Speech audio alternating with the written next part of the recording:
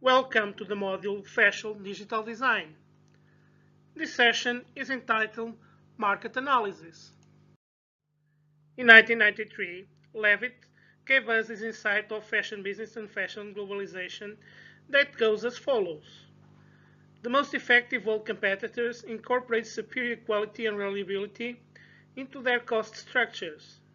They sell in all national markets the same kind of products sold at home or in their largest export market. They compete on the basis of appropriate value, the best combination of price, quality, reliability, and delivery for products that are globally identical with respect to design, function, and even fashion. Collins, in 2015, has identified a few pros and cons of the globalization. Let's see some of the pros. Free trade, which promotes global economic growth, creates jobs, makes companies more competitive, and lowers price for consumers. Socially, we have become more open and tolerant towards each other, and people who live in the other part of the world are no longer considered aliens. There is now a worldwide market for companies and consumers who have access to products of different countries. But what about the cons? There are also a few that were to be mentioned. General complaint about globalization is that it has made the rich richer while making the non-rich poor. It is wonderful for managers, owners, and investors, but hell for workers and nature. Large multinational corporations have the ability to exploit tax havens in other countries to avoid paying taxes. Multinational corporations are accused of social injustice, unfair working conditions, and lack of concern for environment.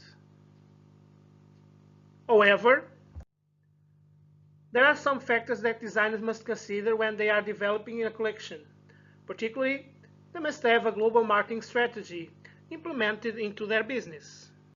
Considering the profiling of the consumer or the customer identification, there are several aspects to consider when a fashion designer decides to launch a capsule collection. Their lifestyle. Who are they? What they do and how they do it. Their income. Where they usually buy their fashion products. Their religion, culture, and beliefs. And lastly, but still important, if not the most important, their age. The designer must be accurate and narrow down his choices in order to achieve the demands of their customers. What is more incredible is that nowadays, the relationships between customers and brands and co-creation platforms are happening. So, as you can see in this slide, fashion is being developed at the same time that brands receive information about sales. Consumer purchases has an indirect influence in the creation of new collections.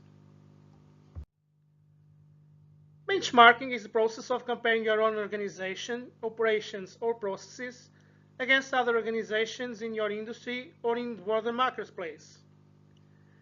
Benchmarking can be applied against any product, process, function, or approach in business.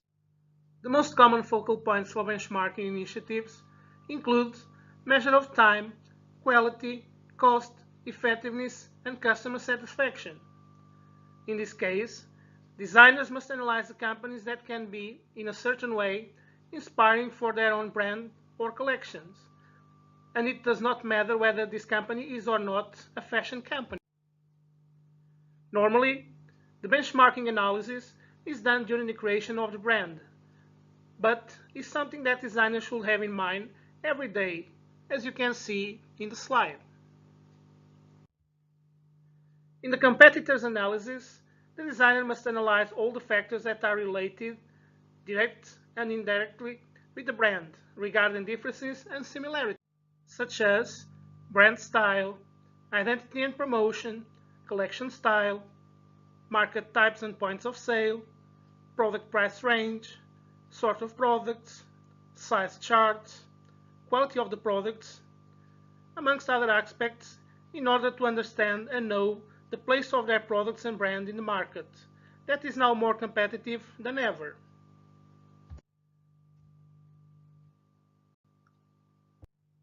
Fashion marketing includes all the activities involved from conceiving a product to directing the flow of goods, from producer to the ultimate customer. Activities of marketing include product development, pricing, promotion, and distribution. If a fashion retailer or manufacturer is to make a profit, the firm must have a product that consumers perceive as desirable, and the product must be presented to potential customers in a way that makes them want to buy it.